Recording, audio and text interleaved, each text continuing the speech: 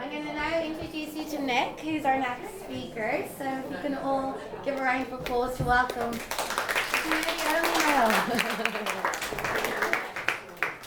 Come in, you're most welcome. Shall I check for any more? Any more coming? In the powder room. We're starting anyway, aren't we? Let me say one thing first of all. Fear and self-doubt are the biggest things that stop anyone achieving their best performance in life. Brian Tracy, big speaker in America about personal peak performance. So bear that in mind first of all. But good evening.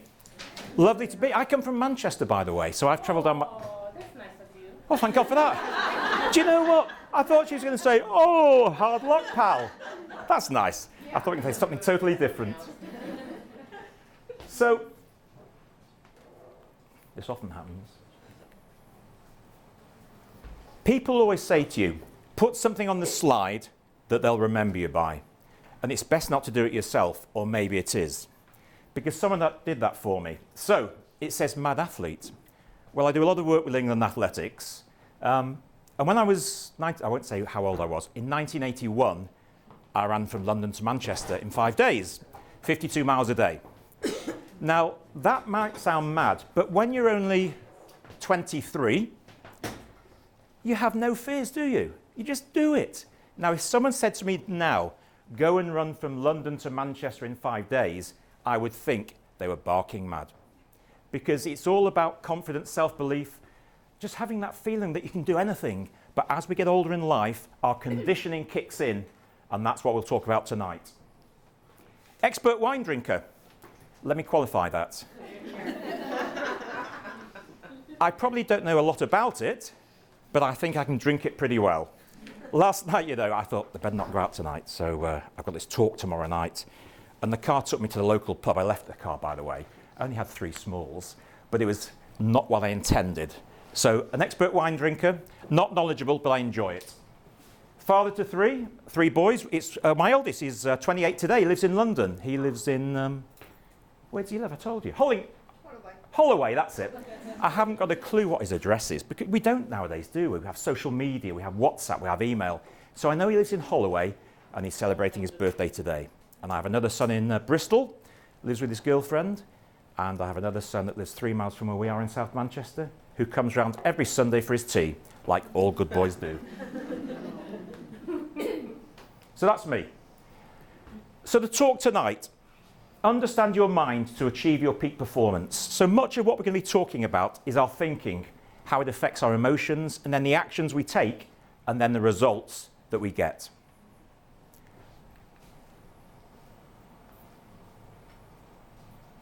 First of all, how much of your potential do you think you use at any time? So over the course of today, how much of your potential do you think you used? 20%. How much? 20%. Good answer. My God. So you're getting paid a full salary. You're getting paid a full salary, and you're only using 20% of your potential. Hey, that's a good deal, I think. Well, it depends. If a new challenge came by today, then you would have, used more of your potential. But if it's something that's mundane that you're used to doing, then I think the other thing is, what is potential? Is it our intelligence, or is it, as we say, our potential? Because let's assume we all have intelligence.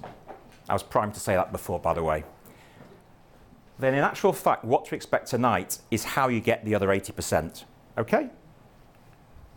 So we'll talk about your self-talk. Do you know we have 70,000 thoughts in our mind every day? How frightening is that? You know that, do you? So while I've been stood here, when you're supposed to be listening, you've probably had about 40 thoughts already. Yes, that's true. It's how the mind thinks. So we have, bear that in mind, 70,000 thoughts a day. We'll talk about the brain and how our thinking and peak performance is developed. Goodness me, Sam, wait till I see her. That should say our conditioning. What a typo there. We'll talk about our conditioning. By the way, does anyone know what conditioning means in the sense of performance? Sort of like basically training and sort of anticipating what you might need to do in some situations and just some anticipation. Okay, park that. It's nearly there. Anyone else? Bit of an advantage as a mindset coach. I'd say conditioning is our programming, which forms Yeah. in our childhood, Yeah. our influences, Yeah. and how we model the world and the beliefs Correct. that we create. Correct. Our conditioning is how our thinking is formed, and it can come from our formative years, and I'll explain that later on. So that's our conditioning. We'll talk about SMART goals as well, and also the zone. I was talking for England Athletics recently, because when you see athletes, you know, the start of the 100 metres or any race, people are so in the zone. The only thing they're thinking about is their future success, what they're going to do. So we'll talk about the zone as well, because you don't have to be Usain Bolt to get into the zone, by the way. We can all do that. So we will talk a little bit about that too. And then the key question is, I can talk to you for 30, 40 minutes. I can probably talk to you till 11 o'clock at night. But the point is, when will you start is the key, isn't it, really? Because whenever you point a finger at anyone, 3 fingers are pointing back at you. So you have to own it if you want to do it.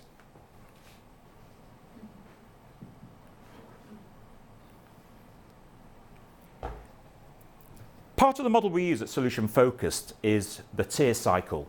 And I'm going to take this in reverse, because TIER is thinking, emotions, actions, results. How our thinking affects our emotions, the actions and the results. And by the way, you can have a copy of the slides if you're taking notes. By all means, carry on, but you can have the slides. But too often in life, results are expected. Actions are given to us.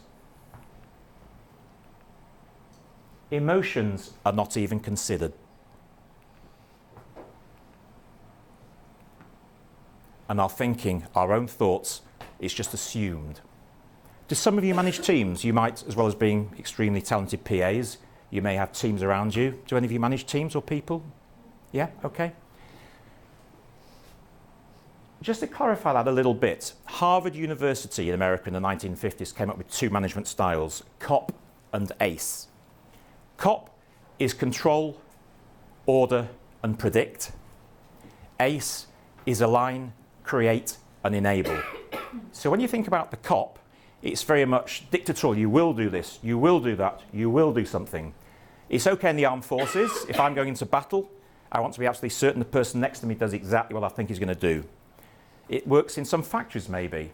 And actually in business, you probably need a mix of the two as well. Whereas ACE, align, create, enable, is for more enlightened organizations where they give you empowerment, they trust you, they align your values and your visions, they create opportunities, they challenge freely for ideas, and they enable the future actions. So it's quite different. Harvard then went back to look at the Wall Street Index, and they found that the companies that had the ACE style of management were 85% more profitable. If that's a measure of success, it's one measure, then companies which had the old-fashioned, that's how you do it. So bear that in mind. So the way it should be, of course, is we think about people's thoughts. We look at their emotions. We think about the actions to take and then the results. So what's the secret? Is it luck? Do you know when people win the football pools? That's quite old-fashioned, actually. It's the lottery now, isn't it? Sorry, the lottery. Some people say, what's the football pools? I'm a bit older than some. Let's say it's the lottery. Well, it's no surprise he won the lottery, because he's always lucky. You know, luck doesn't actually bring you anything, but people still tend to say that, don't they? He was born lucky. Well, actually, no one's born lucky. There's no lucky gene. Talent. Are we born with talent? Probably not. We nurture talent and develop talent over a course of time. I just mentioned genes, obviously. And as again, we're not born with ability or talent. We have to develop it with the help of others. In America, there's a theory of 10,000 hours, and they reckon that for anyone to be the best version of themselves at any particular discipline, so it could be playing the piano. I went in a bar, where was I yesterday? God, this sounds awful. No, it wasn't. It was at Stockport Station today, that's right. And they had a piano in the waiting room. And he said, please play the piano. I wish I could play the piano. How would that have been, just to sit in the waiting room to tinkle away? But they do reckon that it takes 10,000 hours of effort, practice, call it what you may, to be the best version of you at that particular discipline. So what we're saying is it's effort really, isn't it? And of course the other thing is belief. Because if we're not born with talent, we're not born lucky, it's what we say 90% aptitude. Sorry, 90% attitude, 10% aptitude. It's all about what you put into it. Let me tell you about this gentleman here. He's called Steve Way. Now, he was weighing 100 kg, drinking X amount of pints a day, smoking X amount of fags a day, went to the GP, and the GP said, you need to do something. So he decided to try running. Now, I'm going back to the word talent here. So he started to run, and he realized he was quite talented. But it didn't stop there. He had to do something with that talent. Now, bear in mind where he was. 7 years later, he ran for Great Britain in the Commonwealth Games, ran 2:14 in the marathon, came 10th in Glasgow in 2014. It took him 7 years to get from X pints a day, X fags a day to that. We talk about attitude because, yes, he had talent, but what he also did, he gave up a well-paid job in IT to have a much lower paid role elsewhere so he could commit to putting the talent to the use he wanted to. So the point I make is you have to do something with it. Talent isn't the only thing. So we're going to talk about self-talk as well. Helpful self-talk is when you're thinking about things, the talk that goes through your mind. So it would be no use me coming here tonight on the train and thinking, this is going to be a disaster. Now, you might think it is anyway. But you know, that feeling, when I get up there, it's not going to happen tonight. And actually, and this is when we talk about maybe sports teams or any team, when you're having a bad run of results, sometimes, and you hear it if you watch Match of the Day or read the press about people anyway, when things aren't going the right way, it's too easy for that self-talk to kick in. Well, I'm no good at this, it's just not going to happen. So we have to have what we call helpful, I can do this. So I'm really looking forward to this. It's going to go well, this. Yeah, it's going to be great. So, and I'll explain why this is so important as well. So helpful, I can do this, so important. Hindering, of course, the reverse I've mentioned.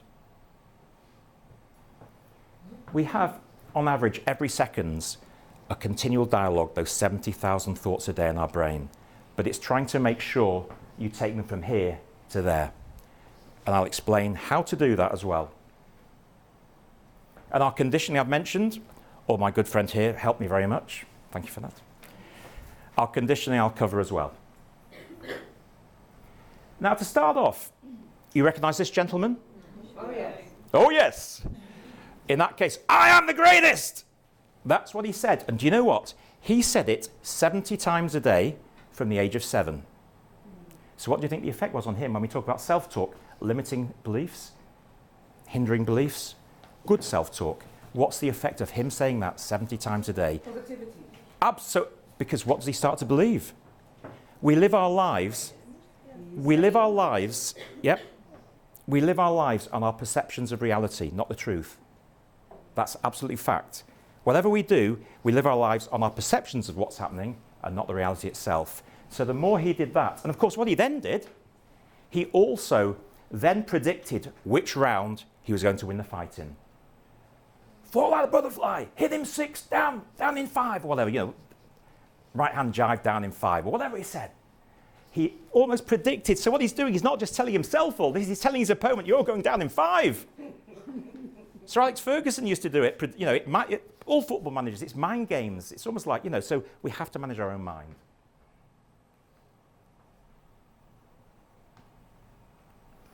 So in a way, what he's doing is creating an affirmation. Affirmations are powerful statements, very powerful words. We use strong doing words in them. Descriptive, so it describes what's going on, because if you can use the right words, what you can picture, you can achieve. written in the present tense, about me, not about other people. So for example, let's take tonight. My affirmation might have been, and this could have been a week ago, I might have said, I'm standing up in a room.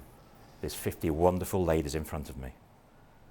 This is going fantastically. Well, whatever. They're loving what I'm saying to them. It's going great guns. I'm really enjoying this. So what it's doing, I'm using powerful statements, doing words, descriptive, in the present tense. And the reason it's very important to do the present tense is the mind thinks.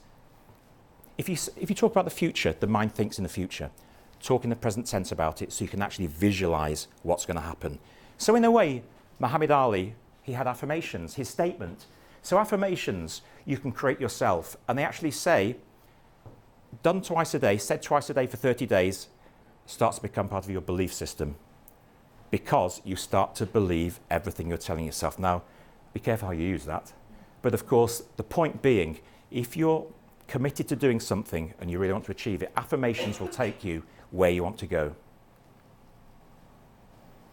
There we go. Twice daily. 30 days to change your behaviors. Now this is the factual part, this is the psychology of how it all works. When we talk about self-talk, when we talk about affirmations, the brain has more neurons in it than grains of sand on the planet. Now the biggest question is who counted? That's the puzzle to me. But it sounds quite impressive and you can Google it, it's factually true. Whatever we think, we create electrochemical pathways. The same thoughts, we'll keep it simple, we're just talking positive, negative here, okay? Same thoughts, same pathway. Just like any other muscle, the more we use each of those thought paths, the stronger they get. So how it works, when we talk about anything or when we think anything, our thoughts go positive, negative. The more we talk to ourselves in a positive manner, we talk the right self-talk, positive affirmations, just like electricity or the flow of water, the power. The right signals, the right self-talk travels down what we call dendrites in our brain. The more positive, the more positive, the more positive, the thicker, the thicker, the thicker they become, and the faster, faster, faster the current. The more that happens, and the less you use the negative dendrite, where you say, oh, I'm no good at this, I can't do this, the less that dendrite gets used, so gradually it gets thinner and thinner and thinner. So like any muscle, if I go to the gym to exercise, you can probably tell I don't, when you do that, over the period of time, the muscle grows, okay? If I stop going to the gym, the muscle contracts, it stops. So this is no different to that. So the dendrites carry all of our thoughts, positive, negative. So the more, this is why science justifies or demonstrates why the things we talk about is so true. The more you think in a very positive manner, the faster the current in the positive dendrite, and the less in the negative one. And that is why self-talk, affirmations, self-confidence, that's why it works. That is a psychologist's explanation in 2 minutes of how self-talk and dendrites work. So you can create your own success pathways. The more you start thinking positively, the dendrites, the positive, power, power, power, and the negative dendrites wither away, and eventually they die. You have a positive dendrite overtaking. To tell you a little bit more about how all this works, I've said to you already, we live our lives on our perceptions of reality and not the truth. Okay? We're here now, so our conscious mind is being used. So we're looking, we're hearing, we're watching, we're seeing what's going on outside, within the room. Better say that. And everything that happens is held in our subconscious mind. And our subconscious is just a filing cabinet. That's all it is. Whatever we do, whatever happens to us, we file that thought away into the filing cabinet, and that's where it's kept. Until the next time that same thing happens. So then what happens, we go down here. How's that ever happened to us before? That thought, that association. We evaluate it. Yeah, this happened to me once before. We then decide what action we take based on what our subconscious holds in our filing cabinets, and we do it. A great example is someone I knew once, and he said, I hate public speaking. And it's not unusual. Do you know, I think it's fourth on the list of biggest hates in your life. It's higher than death, honestly. So I said, it's okay, not everyone likes public speaking. So no, it's not that. I said, what is it then? He said, well, I spoke at an event once, and my flyers were undone.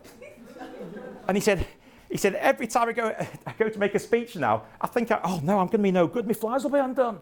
Honestly, because the subconscious doesn't differentiate. It just says, conference talk, last time flyers undone. Oh God, I don't fancy that much. And that is because we're creatures of habit. So he's got to break the cycle. Taxi driver. The brain merely takes the thought to where you tell it to. So it's a taxi driver. Speaking at a conference, flies undone. Taxi driver, take me to, I don't like that much, I'm not going to do it. Taxi driver takes you there. The taxi driver in the brain just takes you to where your thoughts take you. So we're creatures of habit. So we don't think rhyme or reason or for the right justification. We just go where we're told to go by our own mind. But we can break that cycle.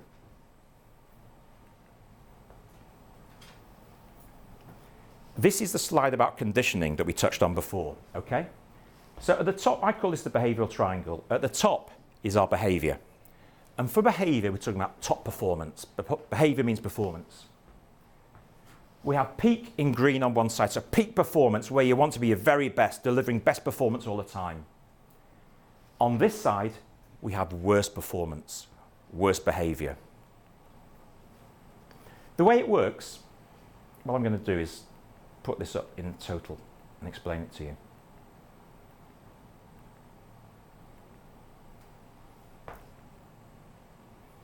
The input can be from anywhere. Society, do you know they say if you suffer from depression, do not read newspapers?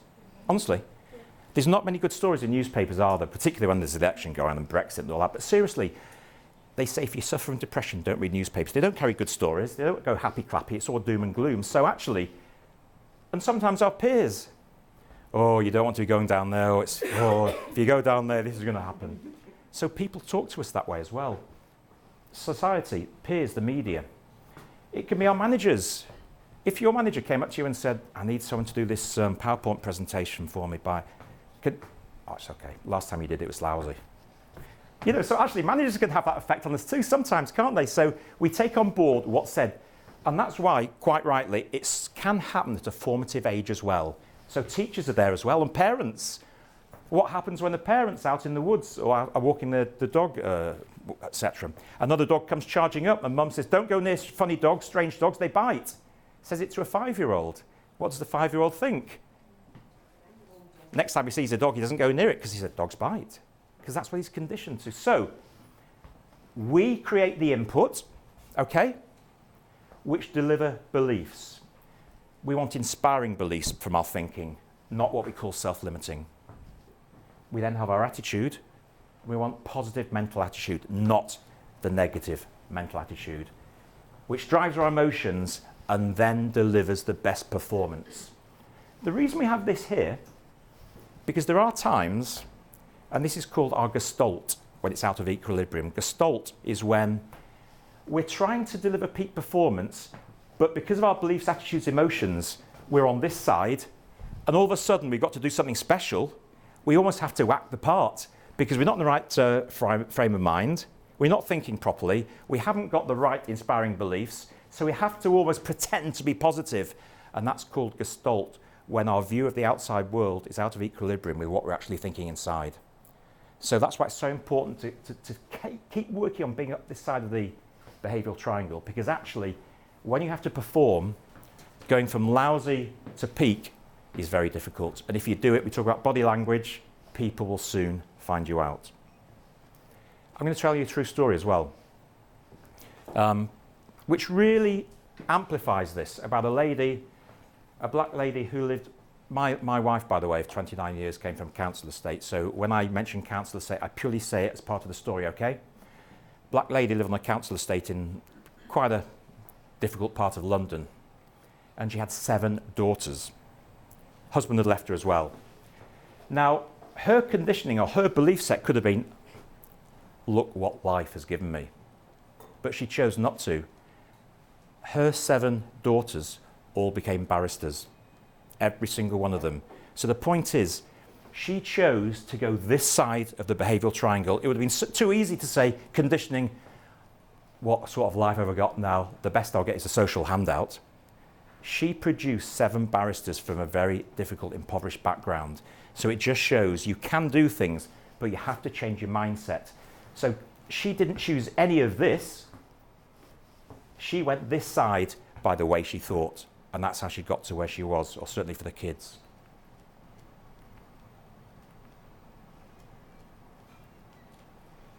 A good example of conditioning is a gentleman called Cliff Young. And sometimes, if you don't believe me, you can Google, because some of the things I tell you sound, get away, that's not possible.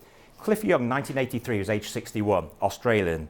He had a potato and sheep farm, 20,000 acres, and he spent 20 hours a day running around the sheep farm, herding up the sheep, ploughing the potatoes. And then one day his friend came back to see him and he said, hey, Cliff, mate, he said, there's a race, 500-mile ultra marathon, Sydney to Melbourne. Do you fancy it, mate? Cliff said, yeah, why not? This is a bit like me and my conditioning in 1981. He just runs around the farm all day, so why not?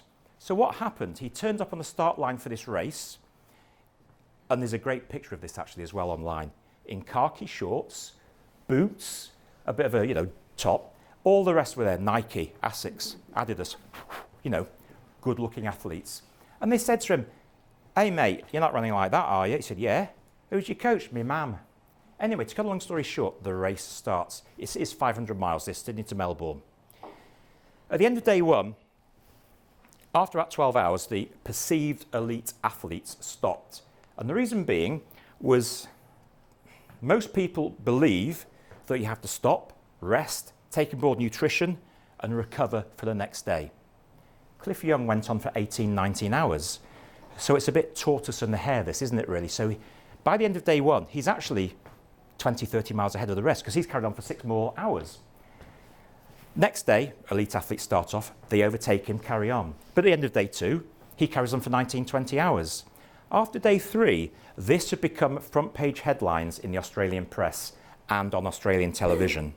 It's all true, you can Google it. He actually won the race, okay?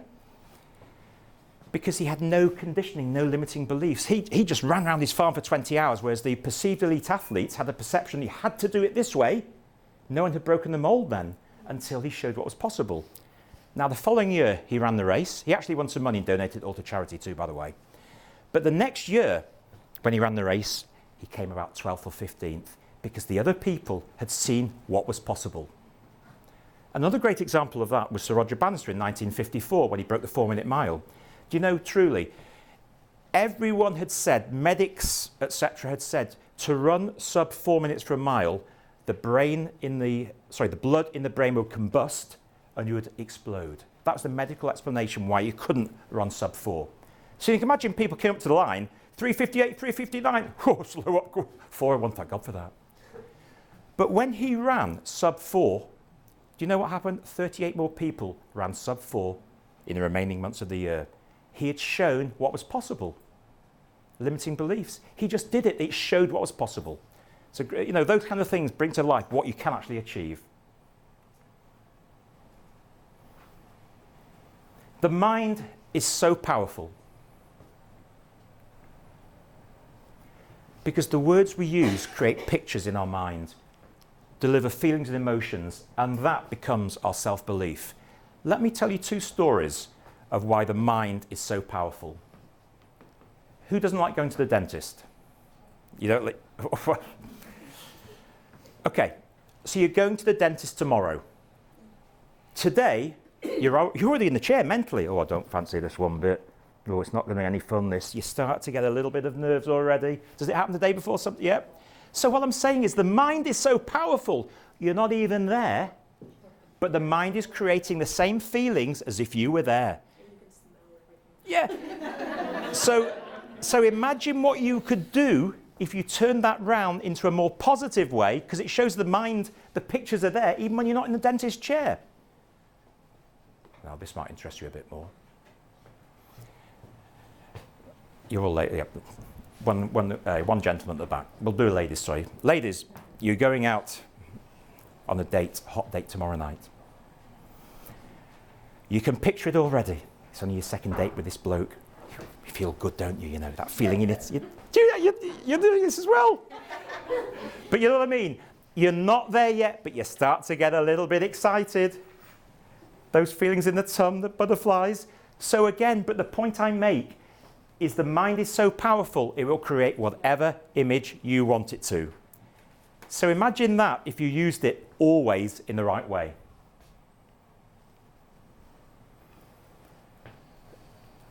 To achieve anything, we normally have to have goals and objectives. And you've probably seen SMART goals. They're specific, so there's definite action in mind. They're measurable, and there's a time frame on them. I'm going to concentrate briefly on these. To be realistic, they've got to be achievable because, and when I say that, with a bit of stretch, I don't mean achievable, I'm going to run 100 yards tomorrow. I mean with a bit of stretch, and they've got to be relevant because the problem we get, going back to the tier cycle, is if it doesn't excite you, it's not going to happen. But people say, how do I motivate myself? Well, to be motivated, you have to have powerful goals. It's the powerful goals that give you the motivation. If people say, oh, I'm really motivated, well, jump off that cliff, I'm not that motivated. You know, you have to have powerful goals that give you a drive and motivation. I was once with a Premier League football referee, and that day, a guy walked in who just qualified, he'd just been assessed and just qualified to be an official in League Two, professional league football. And we just said to him, oh, that's fantastic. What are you hoping to do? He said, referee a World Cup final. And that sounds great, but goodness me, that might be 20 years off. So he's talking about a long-term vision, which is fine, but the important thing about goals is to have landmarks along the way. Because if you don't do that, you can't celebrate success on the journey. And when we talk about celebrating success, I'm sure that every day of the week, we'll talk 24, no we won't, we'll talk Monday to Friday, 9 to 5, not 24/7, old school. I'm sure that at Friday, 5 o'clock, you've probably been brilliant for most of the week. Drop the ball a little bit, 2% you weren't at your full potential. What happens? On the tube home, I can't believe I did that. It's the self-talk. What about the 98% you were fantastic about? We don't tend to pat ourselves on the back. So it's good to have little yardsticks along the journey to make sure you can celebrate success. So don't make a goal a vision, make sure it's something you can actually do in the short term. Great example of that, John Naburr was an American swimmer. He watched the 1972 Munich Olympics when Mark Spitz won 7 gold medals. He was a good collegiate swimmer, but that was about it. Talented swimmer, certainly not an Olympian, but he desperately wanted to compete in the Olympic Games, okay? And he had to make up about at least a second and a half over 100 meters backstroke to get into the Olympic team. Do you know what he worked out? He worked out that all he had to do to improve by was the amount of 1/5 of the blink of an eyelid per hour of training he could commit to. So minuscule. So over that 4-year period, he could see these tiny 0.1 improvements. So it's tangible. He qualified for the Olympic Games, he won 3 gold medals, and he captained the American swimming team. So my point is, he broke it down into minuscule amounts rather than saying, well, just to find a way to do a second and a half improvement. He broke it down so he believed he could achieve those goals.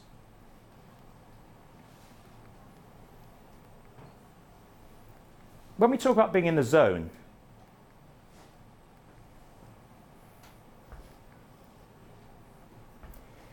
they talk about being in the moment and have triggers. So for me tonight, I didn't know the venue, I didn't know the setup, but what I pictured was I'd probably walk into the room, chat casually with a few people, understand how this was loaded. I'd be introduced, right, I'm there, that's my trigger, I'm going for it now. So you can make up your own little triggers about how you do these things. I do a lot of work with England Athletics, and the triggers for athletes sometimes is they have a picture. When they go out onto the track, they go up to the blocks, they jump up and down, they do this a few times, they look towards the finish line, they go back down. They have their own kind of triggers, because when they do that, they're getting into the zone, okay? And think about yourself. I heard Susie saying before something about it's okay to think about yourself, didn't you? So think about yourself to achieve something. We're not asking you to be selfish, but when you want to achieve and when you get into a certain zone, think about yourself. Think about yourself. And park distractions. How easy is it sometimes when we're doing certain things just to get distracted? I know it sounds easier said than done, but to get into that zone, have a time when you're doing certain things and park all those distractions. And focus on your achievements when you're working out how you're going to do something as well. You'll have achieved wonderful things, all of you. You need to start thinking about all the great things you've done. It's a start of creating that positive mental attitude. And have one simple objective. When you've hit that, move on to the next one. So don't overanalyze. Sometimes we overcomplicate things.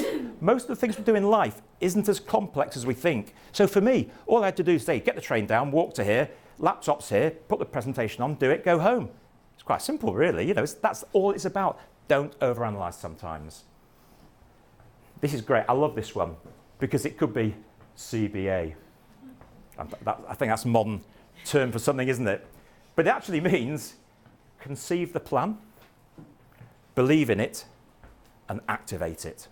Because it goes back to, we all have the potential, but when that one finger points there, 3 more coming back at you, etc. Own it. Okay? So we all have choices in life. We can either, I don't have to pay any income tax, but there's a consequence. So we have choices in life about what we want to do. This is a great way because it's, as we come towards the end, it's a nice way to finish. We all have choices. And I know some of the things I talk about are athletic related, but it's kind of, my background is very much that. And as much as I work in business, I think people can relate to sometimes stories of great endeavour by human beings. This is Wilma Rudolph, and she was born into a very poor, impoverished American family. And she was born 3 months premature, and she was one of, I think, 10 or 12 other siblings. When she was 3 months old, she contracted polio, and she wasn't a well lass. So she had a knee brace put on. Actually, I'm waiting for surgery, so I can actually limp quite well to demonstrate this story as well. She walked, but with a bit of a limp. And when she got to 7 or 8, she decided, I'm going to take that knee brace off and walk properly, without the knee brace. And everyone said to her, Wilma, you've done fantastically well. But, it's not going to happen. She didn't listen to them. So her conditioning, she decided, no, positive self-talk, dendrites, positive channel. I'm going to do this. Took the knee brace off. For a while, it was a bit inelegant, but gradually, she started to walk quite naturally. Fast forward to 11 or 12. I'm going to try running now. Wilma, this is not going to work. You've done so well. Don't push it too much. She started running. Wasn't elegant again at first, but she gradually started to become, she ran around the block, etc. Gets to 16, 17. I'm going to run in a race. Oh, Wilma, steady, this is not right. Come on, you've done so much. Limiting beliefs. She ran in a race. First race, she came last. Second race, not quite so far back. Third race, better. Fourth race, won. Let's go forward to the Olympic Games. And we're talking able-bodied Olympic Games, not Paralympics. She won 3 gold medals. You can Google her, Wilma Rudolph. It's a true story. All of the facts are there in Google. So let's go back to think, if she'd listened to everyone, the limiting beliefs, the conditioning, etc., the self-talk, she had the right self-talk. She didn't listen to what they told her, what she couldn't do. She believed in what she could do, and that's what she achieved. So we have choices. So in summary, talk to yourself in a great way. It's not being arrogant. There's 2 words, assertive and aggressive. We don't like aggressive people. Passive people sometimes get sort of like trodden on. Assertive people just have confidence in themselves, and people like dealing with assertive people because they're straight talking and they trust them and they know they'll do something for them, etc. So talk to yourself in a great way, and at the end of the week, pat yourself on the back. Don't beat yourself up about the 2% that wasn't quite right. Build those neurological pathways in the brain, the dendrites, the self-talk, the positive channels, and have a success system as well in your own, how you're going to do certain things. Remember your thinking behaviours. We don't want hindering thoughts, we want helpful thoughts. Affirmations. Use those positive word pictures, the dentist, the date night, And use visioning as well, because say what the mind can see, the human can achieve. Very important.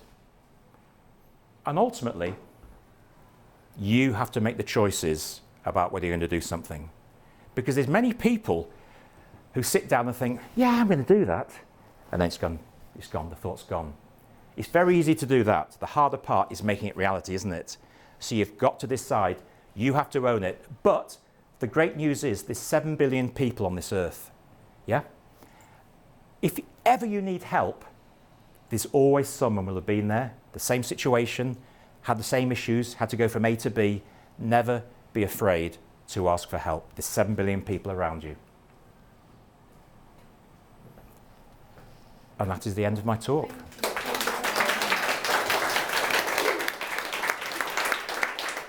So, I don't have to get a train for an hour and a half. I don't think you want to ask questions for that long, but happily answer any questions you've got, for sure. And by the way, I do have some top tips booklets. There's one per 6. I have some little... Just ask. So, I've been through CBT because I'm suffering from depression. Okay. And a lot of it seems to be parallel with that, especially the neural pathways. Yeah, yeah. Kind of rang a bell.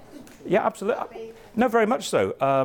I'll tell you a true story. When I was... The twins are 24 next month. So 24, 25 years ago, I was made... Let me back a bit. I was working for a company managing about 150 people. A guy did a job swap with, committed fraud, white-collar fraud. All the management team were pulled in, all investigated. The police came involved. I was made redundant very shortly after. My wife had twins. I started a new job. And all of a sudden, I was a bit like, I thought, my God, I can't cope. And I suffered from depression for a while. So I do understand. So yes, you're right. And that's what partly allowed me to get involved with this, to understand how it works. So very much so, yeah. So actually, in some ways, to me, it's been a true journey because I did then suffer from depression, and too many things happened at the same time. But yes, absolutely right. So it's and that just like, you know, I mean, Park Run is an initiative you've probably heard of. People are prescribing Park Run just to get out in the fresh air and exercise because it's just to try to feel good about yourself a little bit, isn't it? You know. And the strange thing is that this doesn't quite relate to depression, but actually 95% of the things we worry about never ever happen. I wish I knew the 5% that had to worry about though. Because it's true though, isn't it? You know, 95% never happens. So, oh my God, what's going to happen? Well, 95% is just wasted emotion. And actually, we sometimes learn because the guy that invented the light bulb, help me, what was his name? That's his name. It took him 2,000 experiments and before he got it right. Had it not been for him, we'd have candles and not lights. So what they say is, people said to him, how come you made 2,000 mistakes? He said, I had 2,000 learning opportunities. So it goes back to hindering self-talk and positive self-talk and learning from your own issues. And maybe sometimes with depression, they say, what is it that pushes you into that area? What are the kind of triggers? And it's understanding that, isn't it, really? Also, though, sometimes when you're not pushed to that, what is depression or what could be perceived as depression, you may not see the light. No, so almost what you're saying, you sometimes have to be at the bottom before you climb back out. Sometimes No, it's true. you It's true. only hit the bottom. Yeah, absolutely. And you realise where you can go.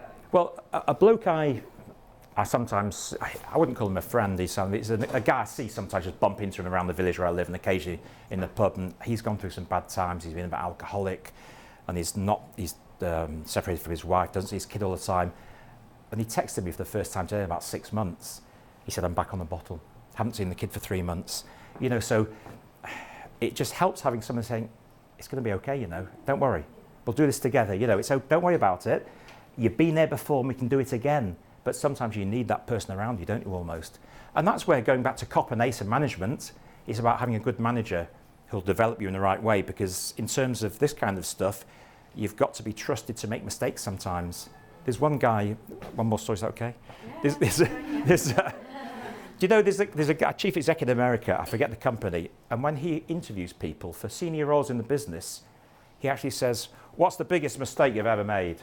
And the bloke says, I've never made a mistake in my life. Out! You've never made a decision. Sometimes you have to make mistakes to learn the right way of doing things, don't you? So I do have some books. a limited amount, some business cards and some bits and bobs. So feel free to take whatever you need to. And you've been a great audience. And thank you very much. Oh, by the way, and of course we can share the presentation, can't we? Yeah. So I'm always very conscious when people are scribbling away like they say, I'll share the presentation, it's okay. So thank you so much, guys. Nick, that was amazing. I think you were great. And as well, Susie, thank you so much. We're wrapping up. It's our last professional development night of the year, but we will be starting again in January. We have a Black Friday sale for our Elite membership. If you're an Elite member, you get to come to these for free every month, and we have 20% off the £50 for the year. Our membership will be going up for renewal on membership, so I do think that if you're thinking of signing up, do it before Christmas, because we've been very, I think Elite members will agree, we've been very generous this year with our membership, and we were just trialing a paid membership. We have 20% off, so if you want to sign up, just email us tomorrow. But I wish you all an absolute Merry Christmas, and we welcome to see you guys, and I hope you have a really nice time. And thank you for all the support this year. It's been amazing, and I am a big worrier, so when to have a room filled like this tonight, I was like, I hope people, like every event we do, I'm always like, I do hope people come. So, but you guys have grown, Miss Jones. This year, I think it's been the best year we've ever had, and it's really down to you guys, and I just want you all to know how much it means to me, because you're the people who spread the word, so thank you so much.